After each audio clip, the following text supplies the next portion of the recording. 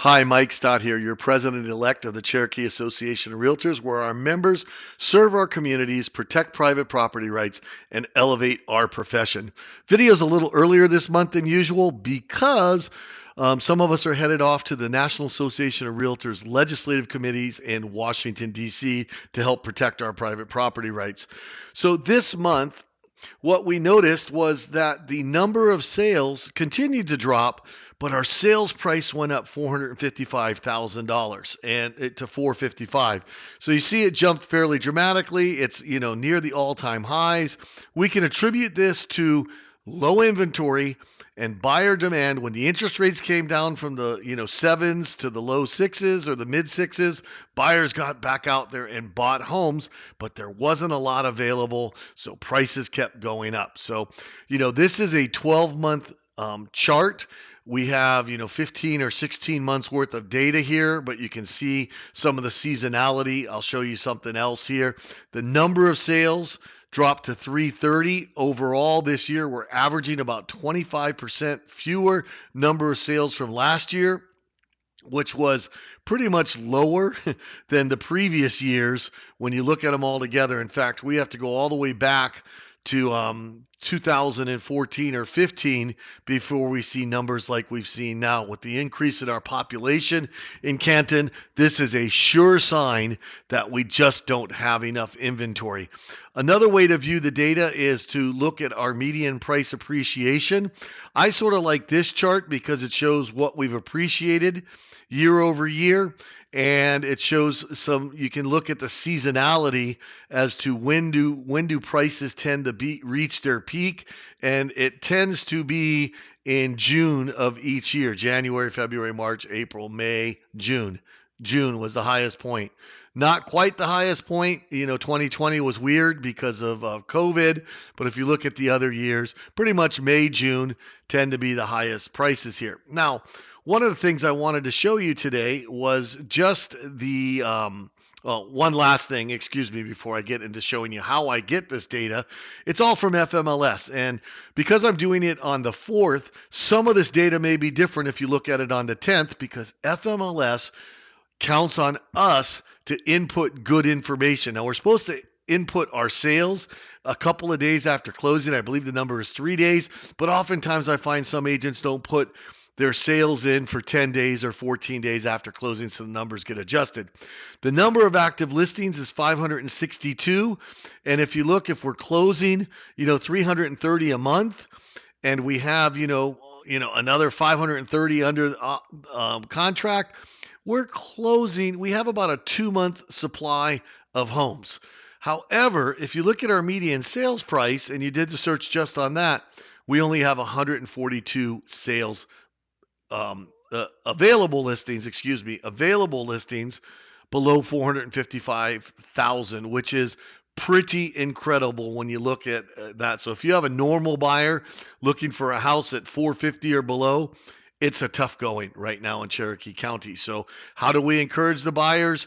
You make an offer when you see a house you like. You're renting, you're borrowing, you're dating the mortgage, and you can always refinance it if the rates do come down. If they go up, you'll be happy you got in at the mid to low sixes, whatever they are today. And you can always change it in the future. Find the right house, make a good offer, get that home. So some of you have been asking, how do I get this data? And the neat thing that we can do is in Matrix, well, let me close this out so you don't have to look at it in the background.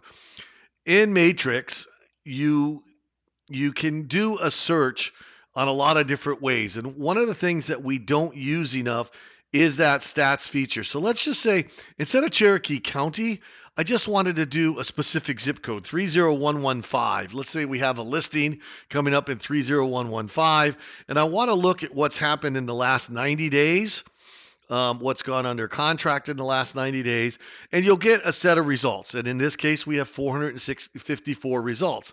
If we take the results, it's really pretty easy. So like if you specialize or you want to specialize in a particular neighborhood or particular zip code, you can use the criteria to do the subdivisions. You could do a high school. You could do an elementary school district. You could search what time you want to do for this.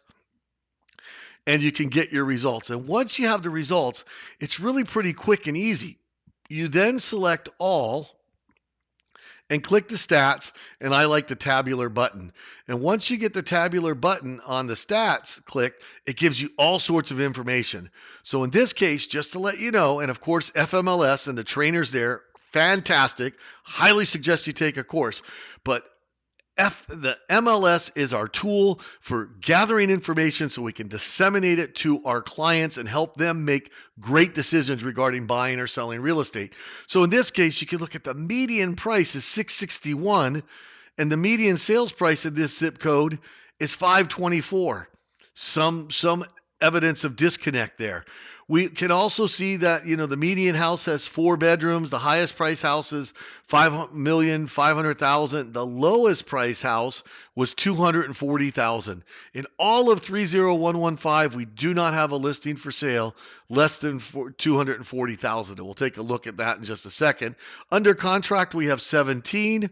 Coming soon, we have 11. 83 pending. So under contract, we actually have 100 properties. And we've closed 199 properties, and we have 140 available. So in 30115, we have less than 2 months, month and a half of remaining inventory. And look at the median sales price. The total days on market is 16 days for the properties that are selling at the median sales price of 524. So again, you enter your criteria. You can choose whatever you want. So like if I wanted to choose just my, let's say Sequoia High School. Somebody says they want to be in Sequoia High School. You can, not in Canton or DeKalb. Where is, that's interesting. Where is our Sequoia?